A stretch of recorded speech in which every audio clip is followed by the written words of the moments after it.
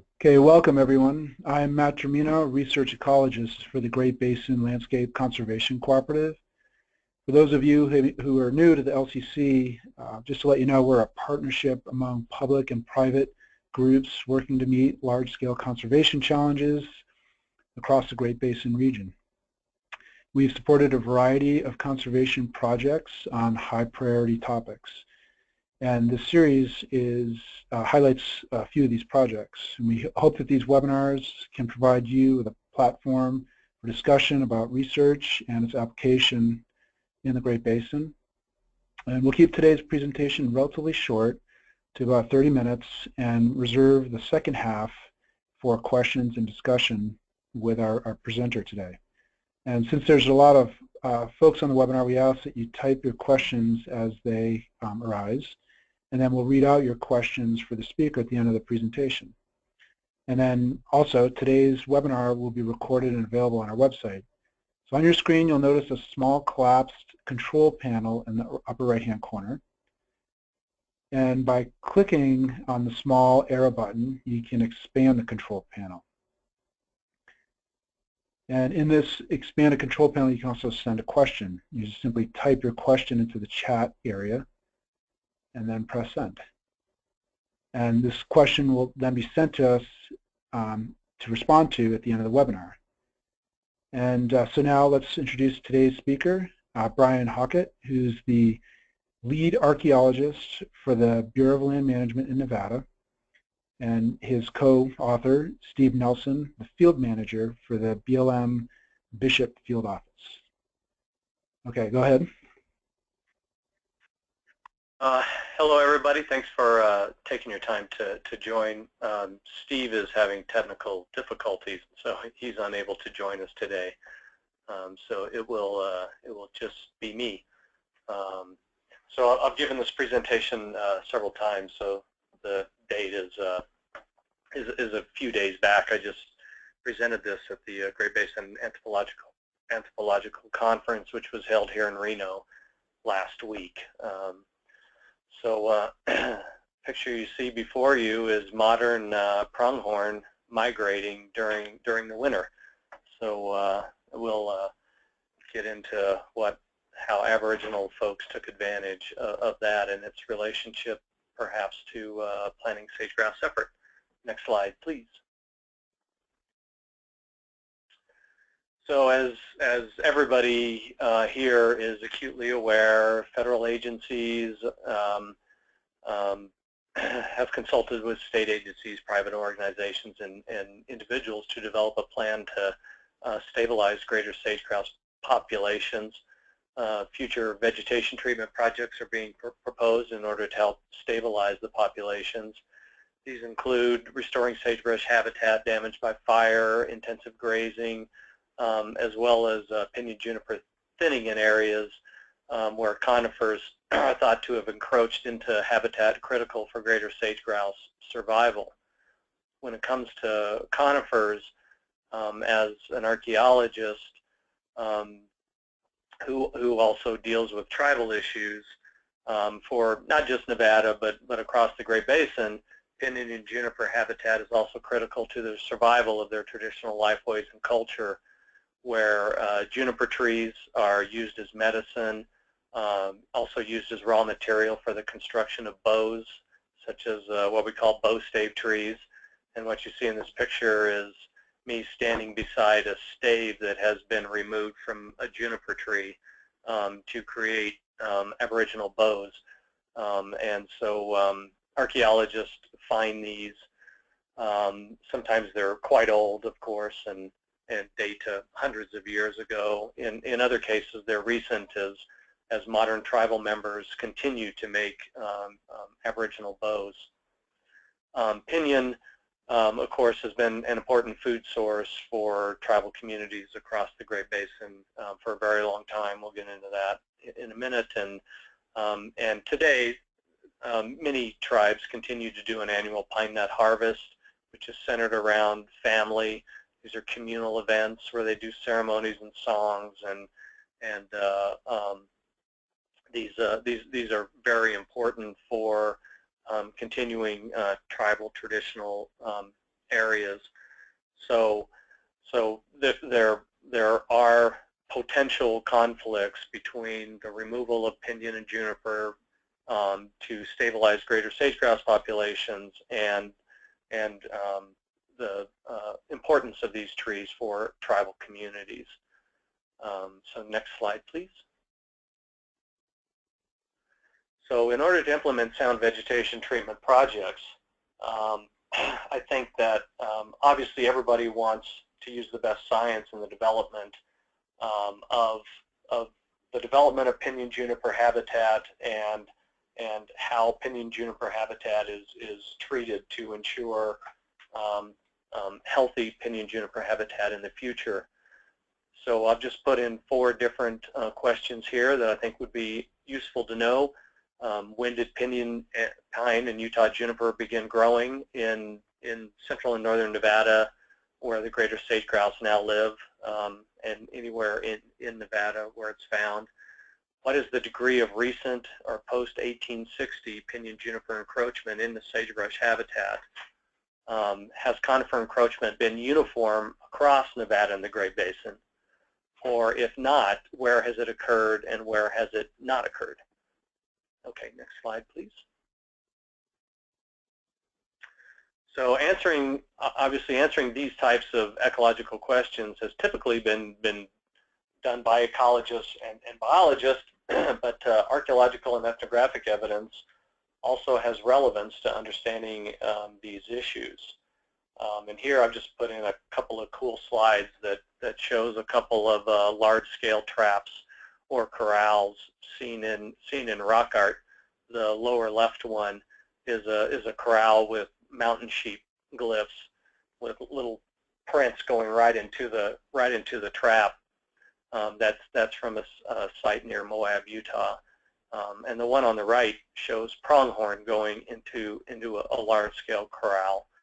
And so these large-scale corrals that I'm going to be talking about are found not just in Nevada, but in other states as well. Next slide, please. So if we begin looking at some of these questions, such as when did PJ begin inhabiting central and northern Nevada and the Great Basin in general, we find that pinyon pine was growing in the Shell Creek Range in White Pine County and near the Pilot Range in Elko County, which is near its northernmost extent by 7,000 years ago. So in those areas, pinyon pine is not a recent migrant. It's been growing there for many millennia. And if it was in its northern extent by 7,000 years ago, then certainly it was in central Great Basin and where it inhabits in southern Great Basin before that. Utah juniper re-inhabited northern Nevada between 5,500 and 7,000 years ago. We do find Rocky Mountain juniper in paleo macrobotanical remains when it was cooler and wetter in the Great Basin earlier. We do have evidence for Utah juniper in Elko County by 45,000 years ago, but it was replaced by Rocky Mountain juniper, and then it replaced Rocky Mountain juniper about the same time as pinyon pine. But in either case, there was a juniper in much of the Great Basin for tens of thousands of years. And one interesting thing that archaeologists earlier spread of pinyon was quite likely aided by human transport and consumption.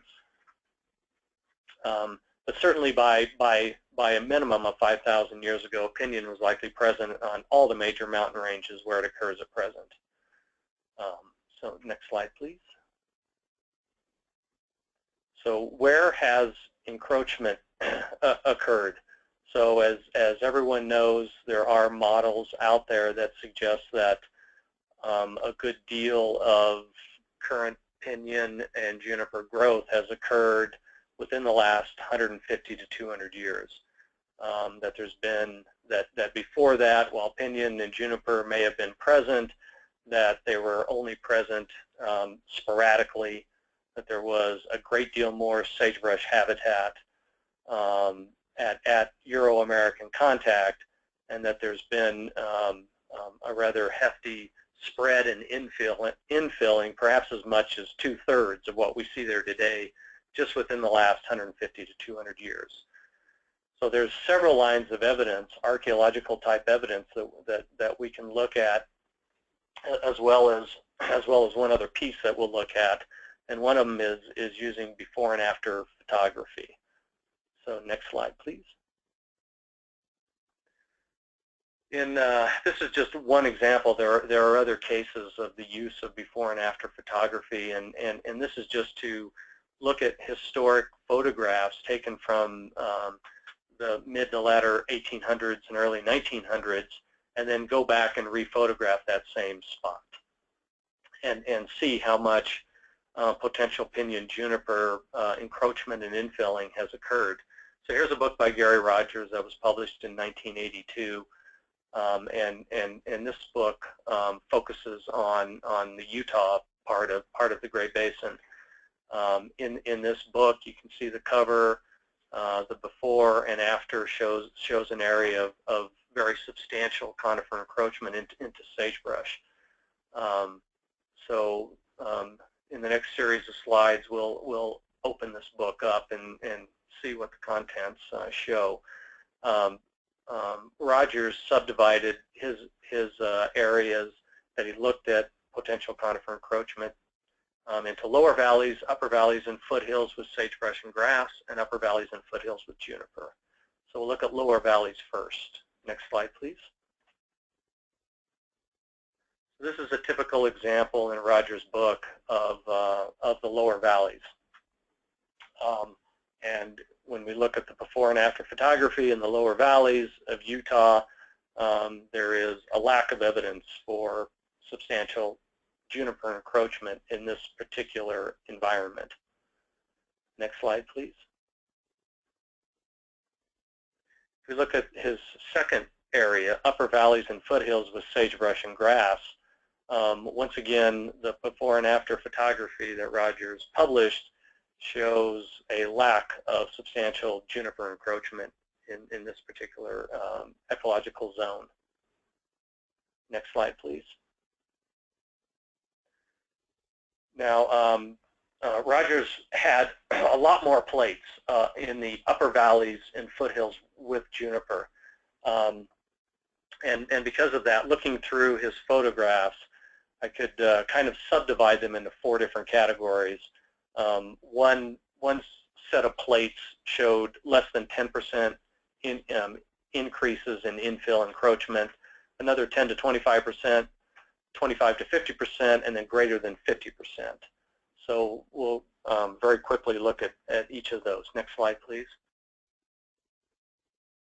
So here's just an example of before and after in that ecological setting, showing less than 10% juniper infill encroachment in that particular locality.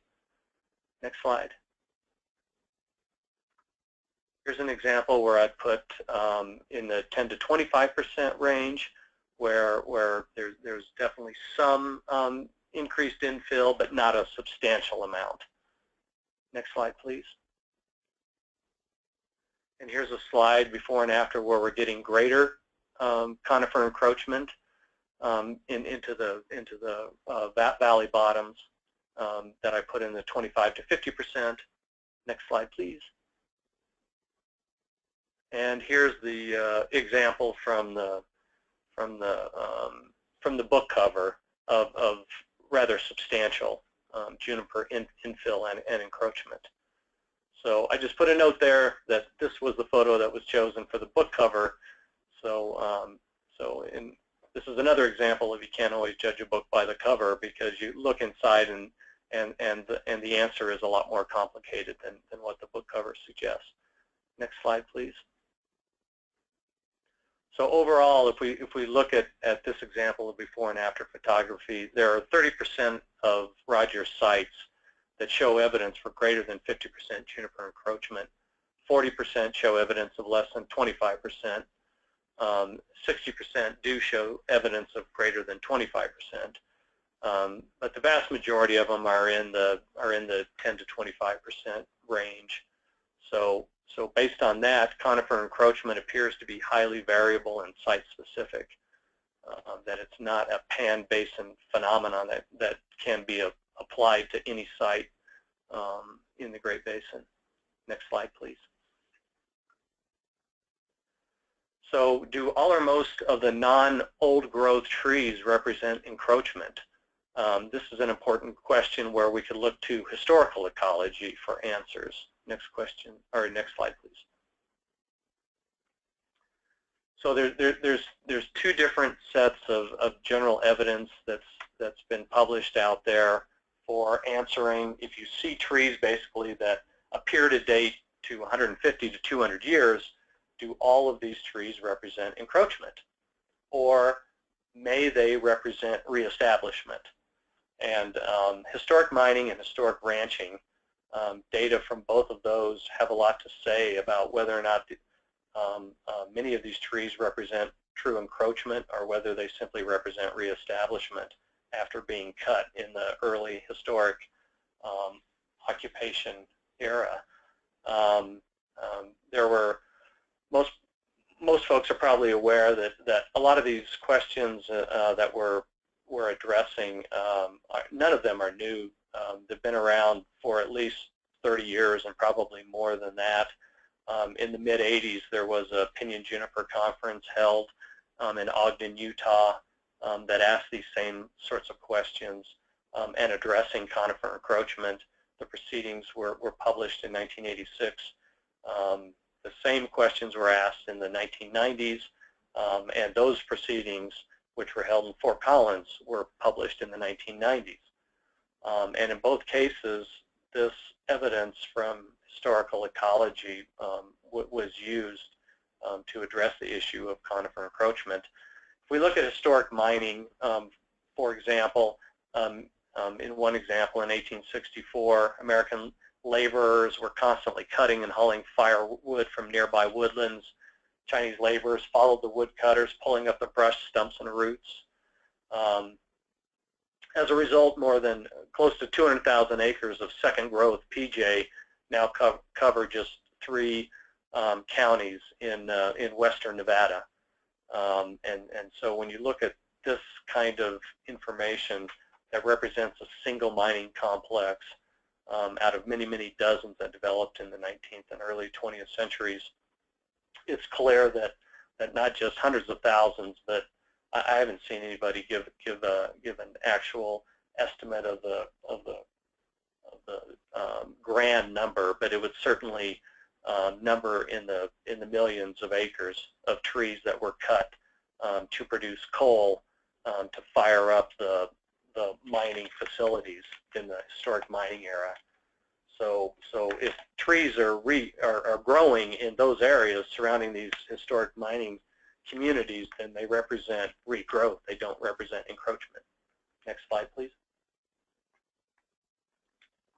Now, the one thing that surprised me looking into this was that historical ecologists generally agree that there may have been more trees cut to support the burgeoning cattle and sheep industries than were cut for mines.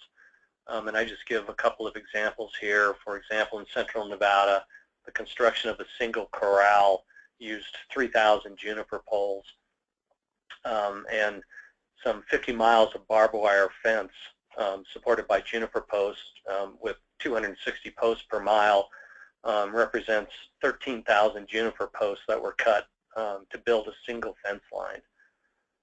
That's a substantial amount of trees, and so the analysis here would suggest that the historical ecological records that not just hundreds of thousands again, but probably several million acres were cut in the early 19th and 20th century.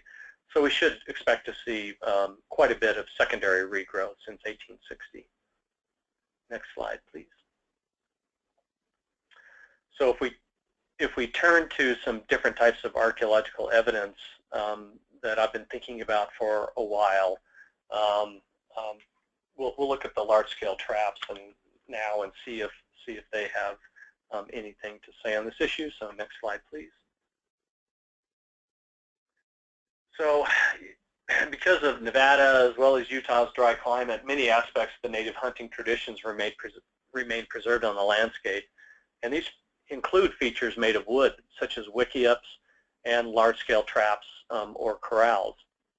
This is an example of a Aboriginal deer trap or corral in western Nevada, where the poles are still sticking up out of the rock anchors. None of these corrals have been used for the past 150 to 200 years. Next slide, please. So in the Great Basin, we have evidence for the construction of these large-scale trap features dating back 5,000 to 6,000 years. They were used to corral pronghorn, mountain sheep, and mule deer. They were constructed primarily out of juniper trees. Every once in a while we see pinyon, but they primarily focused on juniper. And that's probably because of the importance of pinyon as a food source. That they didn't want to cut down too much of the pinyon pine or a food source, particularly if junipers were growing in that same area too. These corrals were built to mass capture migrating herds of these animals. They occur primarily in central and northern Nevada and far eastern California, usually within or just at the interface between the pinyon juniper belt and sagebrush interface. Next slide, please. How old do we know how old these features are? Neither pinyon nor juniper produce yearly annual rings, and so tree ring dating, it's been tried, but it's not very successful. Probably are aware, in very dry years, a lot of these trees just simply won't grow a ring, and so that can't be used. Size of these trees are often used to figure out how old they are, but archaeologists will tell you that that is not always accurate as well, because we find bow stave trees on juniper trees that are quite small and gnarly, and a lot of these trees just don't grow straight either. They grow gnarly, and so sometimes looks can be deceiving. But when radiocarbon dating of the bark left on some of these suggests that that the wood can survive at least 4 to 5 centuries in some places. We also find projectile points that date many hundreds and in some cases several thousand years. We suspect that the wood certainly won't survive several thousand years, that the older projectile points probably suggest that certain places that were good to trap these migrating artiodactyls have just been used over and over again for a long time. But certainly you can go to historic mining sites even that were abandoned 100 to 150 years ago, where they cut down trees and piled them up and just didn't burn the trees, and just abandoned the wood when the mine shut down. And after 150 years of so-called decay, these wooden posts are still in really good shape. So wood can survive in the Great Basin for not just 100 or 200 years, but many centuries before it totally rots away. Next slide, please. So running on 4 basic hypotheses here of if wooden corrals are present, then one thing that tells archaeologists is that fire has not burned through that area for at least 200 years, or else we wouldn't see them. 2, if conifers are not growing within these traps or below the traps, then conifer encroachment has been minimal over the last 200 plus years, principally because a lot of these corrals are at that conifer sagebrush interface. So when we find these corrals, if there would be rather extensive juniper encroachment over the last 150 years, then trees should be growing below these traps. If we find conifers are present within the corrals but not below them, this probably suggests conifer regrowth after Aboriginal cutting to build the corrals, because we find that aboriginally up to 300 to 400 juniper trees would have been cut down to make a single corral. And if conifers are growing within and below these traps, then conifer encroachment has likely occurred, because these corrals simply would not have been built in the trees, so to speak. They just wouldn't have functioned as adequate traps. Next slide, please. So we'll go through just a few examples very quickly. Here's an aerial view of what we call the Cobray antelope trap north of Wells, Nevada. Next slide, I'll show you a closer up of this corral. Next slide, please. Yeah. So here's a close-up of that antelope trap that was last used, at least 150 to 200 years ago, built at the sagebrush-conifer interface, and here we see a lack of conifer encroachment in this locality. Next slide, please. Here's a juniper corral out in White Pine County in the Ely, Nevada area. And again, you can see a lack of tree growth where there's a lack of conifer encroachment, as well as a lack of fire over the last 200 years. Next slide, please. Here's a close-up of some of that corral. The one on the left shows that this corral is so well preserved that some of the juniper posts that were cross-hatched to make that corral are still sticking up out of the ground after a couple hundred years. And then on the right shows a bunch of burned tree stumps in and around the corral.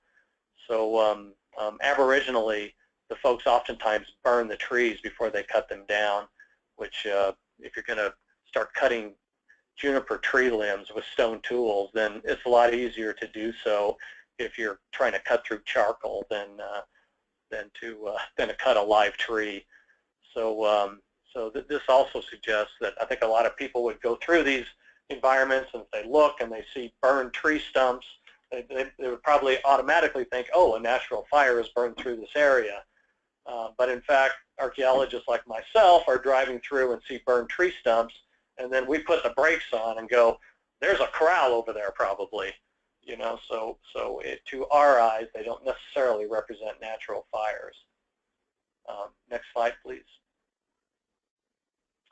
So this is probably my favorite slide of any of them, just showing an example of conifer regrowth, where the entrance to the corral, there hasn't been any conifer regrowth or encroachment into the entrance to this corral, where those trees were probably cut. But you can see trees are coming back in and regrowing in the back end of this corral. Next slide, please. Here's another example. You can see how we oftentimes find these corrals where the juniper posts that used to be cross-hatched, and they would be about 3 feet tall or so to capture pronghorn. And over the last number of centuries, the wood has fallen down from their cross-hatching, and we find them in the sagebrush. But you can see conifers to the left, conifers above, and conifers to the right of this open area, and that open area is where the corral is. So as the junipers were removed to build the corral and make that open area, the trees just haven't regrown. Next slide, please.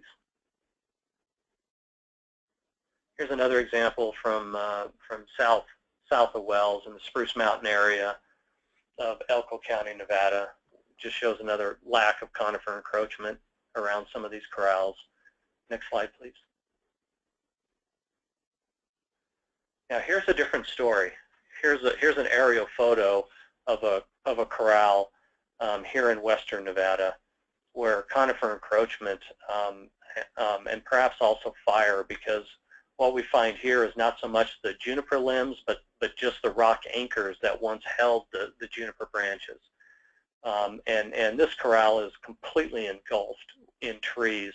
And in fact, the conifers go much lower in this particular area in western Nevada, And you can see tiny little trees wearing tennis shoes, I like to say, close to the valley bottoms in this locality, where conifer encroachment is very rapid in this particular area. Next slide, please.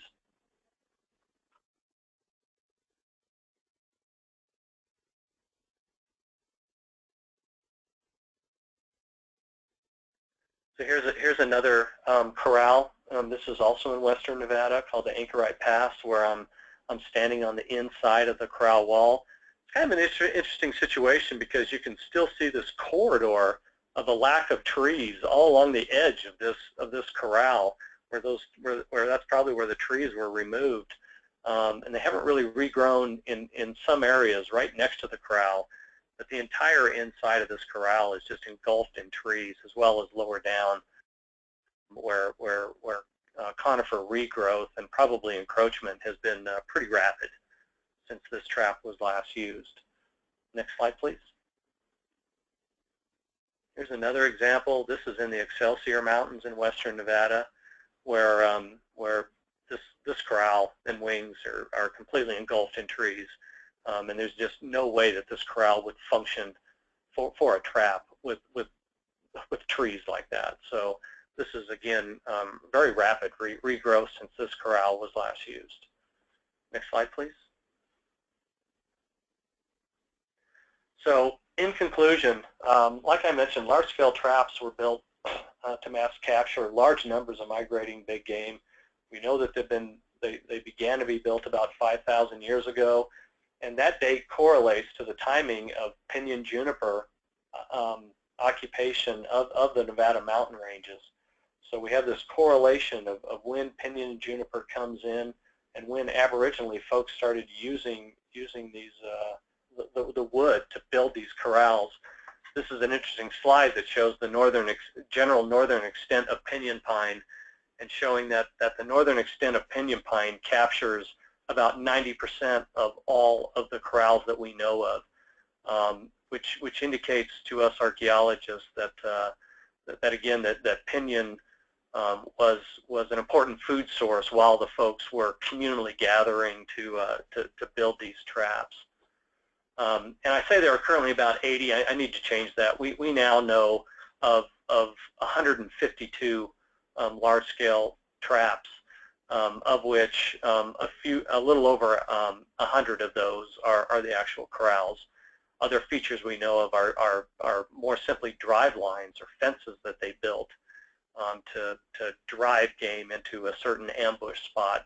So sometimes they didn't actually make corrals, they built just these drive line fences. Next slide, please.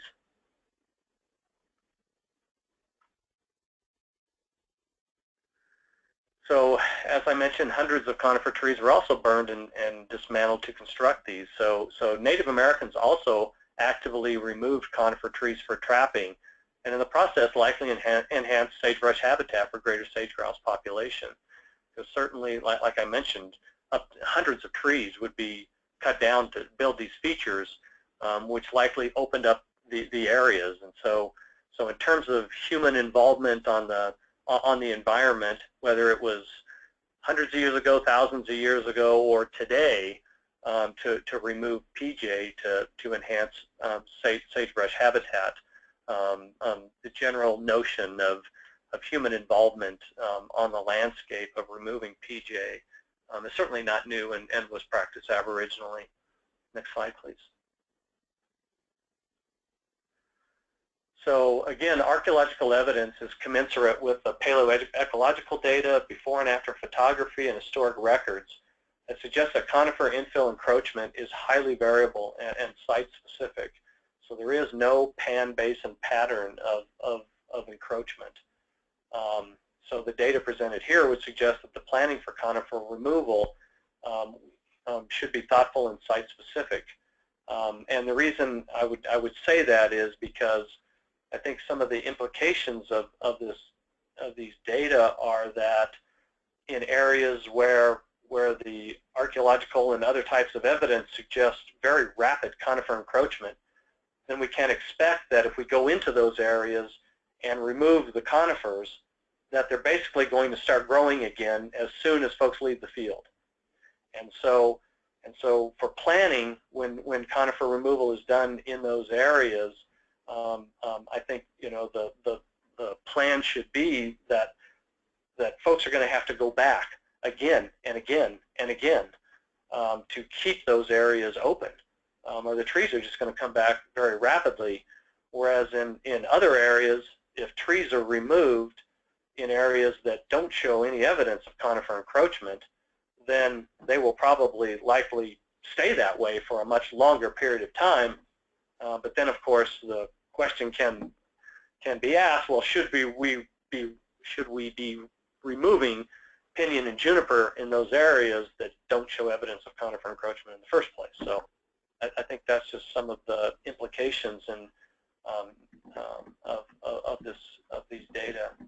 Next slide, please. I think this is the last one. And so I think that archaeology can have a lot to say about this planning effort. Some important ask, and I think just to conclude that I think a next step, if the archaeological evidence is accurate and meaningful, then I would think the next step would be to ask why, to perhaps go after why is conifer encroachment occurring in some areas and not? Is it soils? Is it more broadly climate, or what is it that is showing much more rapid conifer encroachment in some areas than others? And maybe going after those questions and answering those questions could help the Greater Sage-grouse planning effort into the future. And in general, I can say that based on where I know these corrals lie, there is a lot more evidence, for whatever reason, for rather rapid conifer encroachment in the western Great Basin than in the eastern Great Basin. I just don't have much evidence of rapid tree growth beneath these corrals, say in Elko County and in areas of White Pine County where I know that they occur. But out here in western Nevada is a different story. So I find that interesting, and I think would be an interesting set of questions to go after. So I think that's it. I appreciate everybody listening, and that's my presentation. Great. Thank you very much, Bryan. At this point, I'm going to read off a few questions that we've received from the audience, and I will remind additional audience members, if you have a question for Bryan, please go ahead and type that into your control panel that you can access by clicking on the red arrow. And there's a box for questions. Type those in, and we will get through as many of them as we can here.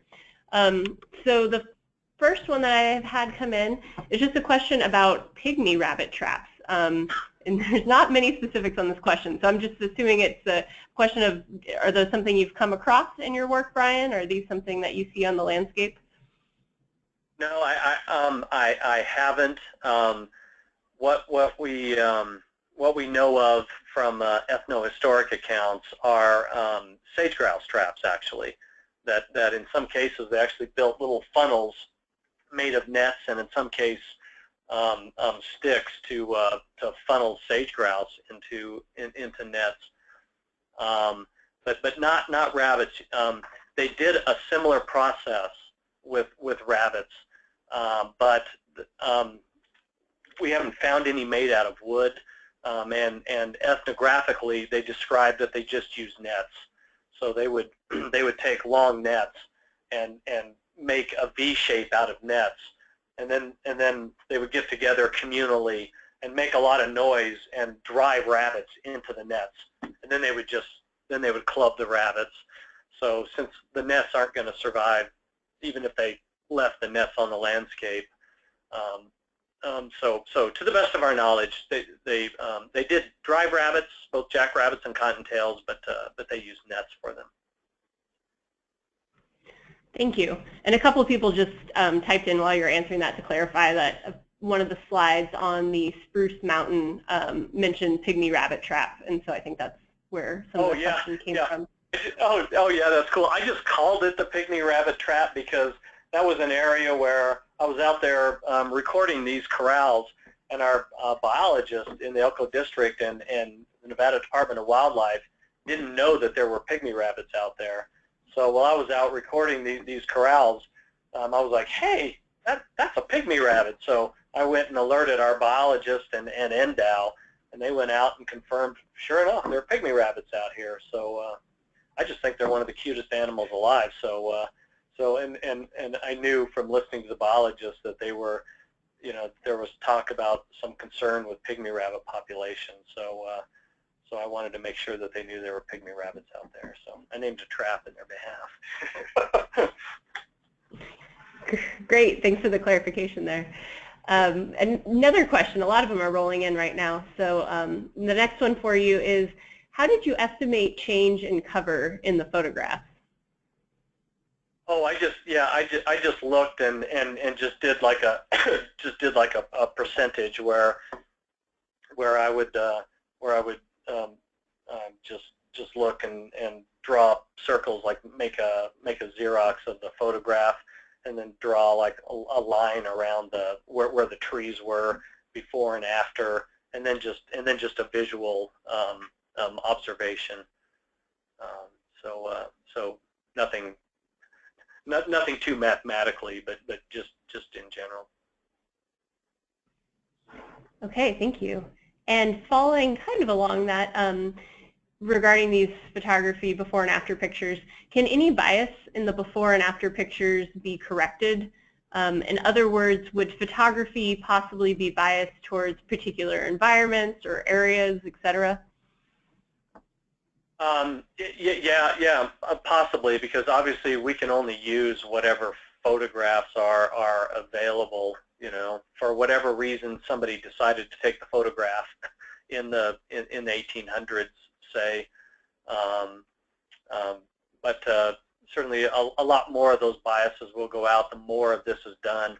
Like the Lincoln County Archaeological Initiative just funded a couple of years ago a project with before and after photography around historic mining sites in Nevada, and they're just about done with that project. So that's another one that the people doing this before and after photography was just doing it more for hey, this is kind of interesting, and we can look and see how the environment was like when the mining town was in operation, and take a look at where historic buildings were, and then look now as a way to maybe find some of these historic buildings and their foundations that maybe aren't very visible today.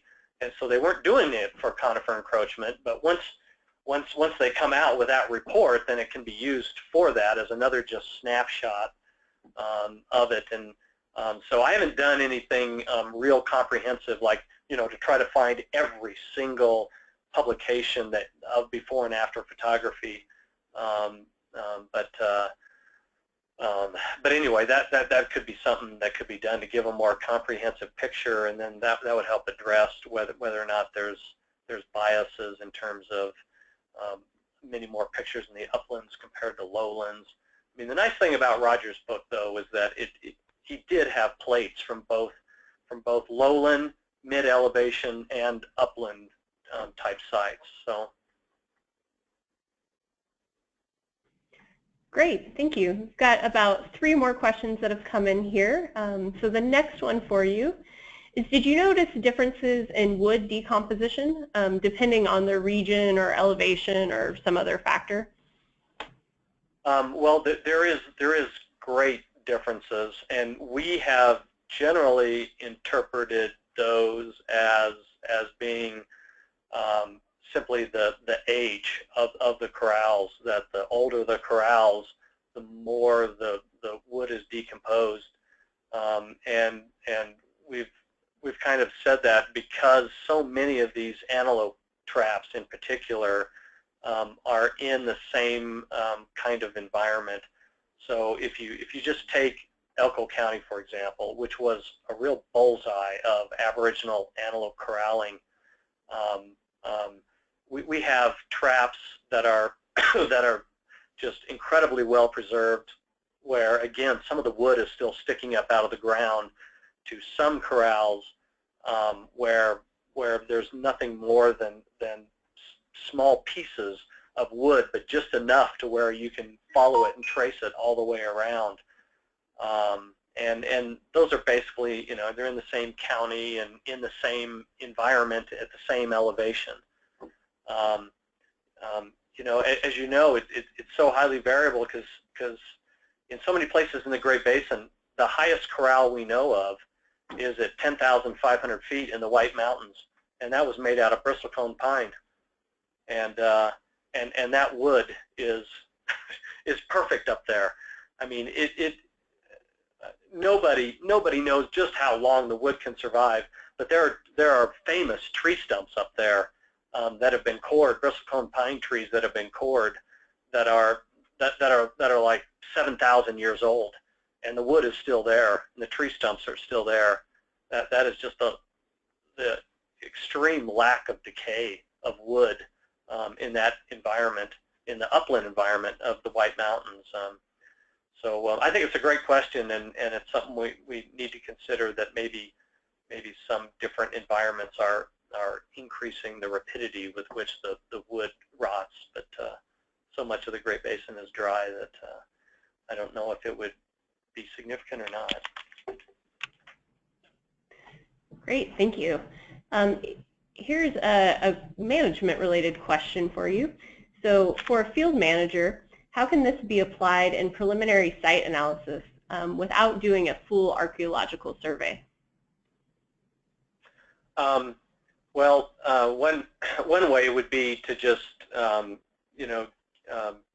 archaeologists can look at our patterns of where we know these traps exist and which ones show evidence of more rapid conifer encroachment and where they don't. So like that slide I put up there that showed the general location of all these corrals across eastern California and Nevada, those could be color-coded, for example, to say these are the corrals we know of where there's little to no evidence for encroachment, and then these red ones, for example, are areas where the archaeological data are showing more extensive conifer encroachment. So it could be used as a GIS type layer in that regard. And then on the ground, that the use of these data beyond that, it's kind of a cop-out, I guess, but it's kind of, from that I'm like, well, I'm the archaeologist, and I don't really know, and it's up to the ecologists and the biologists, I think, to think more deeply about how this kind of information can and should be used about planning where to do conifer removal, or perhaps where not to. Thank you. A couple more questions that have come in. Is there any evidence indigenous harvests regulated wildlife populations? If so, could that impact our historical interpretation of ecological communities? I think that, if I'm reading the question correctly, in terms of like aboriginally over harvesting certain resources, there's been a lot written on that. For example, if you go to coastal communities and some archaeological sites, we see when we start getting population increases, the collection of shellfish, that the shellfish are much larger to begin with, and you start seeing over harvesting and the shellfish sizes start reducing in size. There's that kind of evidence in a lot of places throughout the world when human populations get very large. In the Great Basin, while there were certainly Aboriginal occupation places within the Great Basin that had different site densities, like Owens Valley, Ruby Valley, some places around the Truckee Meadows and in and around Reno, Carson, had some of the largest human population densities. They were never really great. The resources out here just didn't support really great population densities. To my knowledge, there's not a lot of evidence in the Great Basin for human populations having really great or severe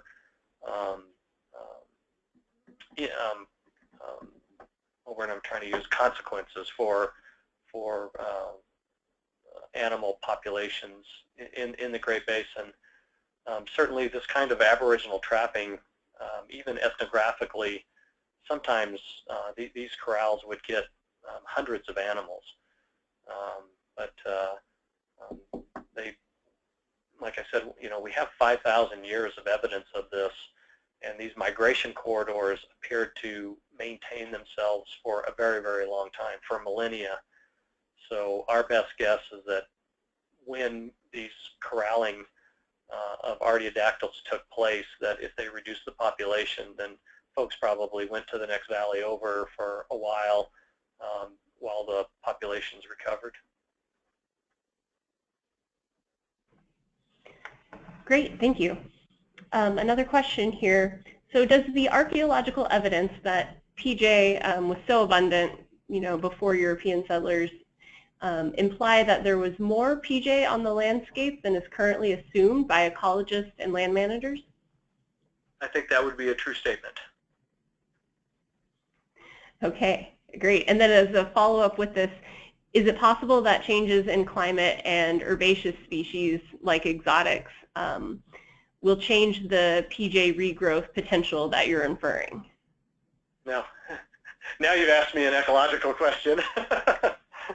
Possibly, and I think that's an incredibly important question, and one that I think may be commensurate with some of the questions I was talking about. That I hope some people will take this and begin asking questions like, okay, well, why does it appear to be more rapid in western Nevada than some areas of eastern Nevada? And I think that the answer to that question, and probably others, will hopefully show themselves in that kind of further research. And the evidence that we do have for more common and rapid conifer encroachment in western Great Basin than east is also commensurate with paleoecological data that suggests that there are areas out here in western Nevada where juniper arrival is quite recent, and you can go back in the record of a few thousand years ago, and you go into the paleoecological record in central and eastern Great Basin, and you find evidence for pinyon pine needles and Utah juniper branches, and you come over here to western Nevada and they're not there. So there is something that has made conifers come into this area more recently and more rapidly over the last couple hundred years. Great. Thank you, Bryan. This has been really informative. So at this point, those are all the questions that we've received from the audience. So I'd like to turn it back over to Matt Germino for a few kind of closing words here. Okay. Thanks also from me to you, Bryan. That was an excellent presentation. Very interesting. Keep up the good work. I'll be following what you learn. And thanks everybody for attending today's webinar. And if you want to go back to the presentation, a recording of it will be available on our Great Basin LCC website later this week. And if you have any questions about the LCC or this research, please feel free to contact myself or or Rick Carney, who's the Great Basin LCC coordinator. Then of course Bryan or Steve, and you've got their contact info on the screen.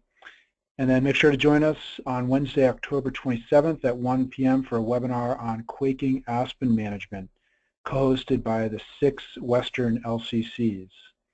And then last but not least, we really want to know what you thought of today's webinar. We use the feedback to plan out our future webinars. So please take our short 2-minute survey that will appear on your screen as you log off. And your feedback is really valuable. So thank you very much, and goodbye.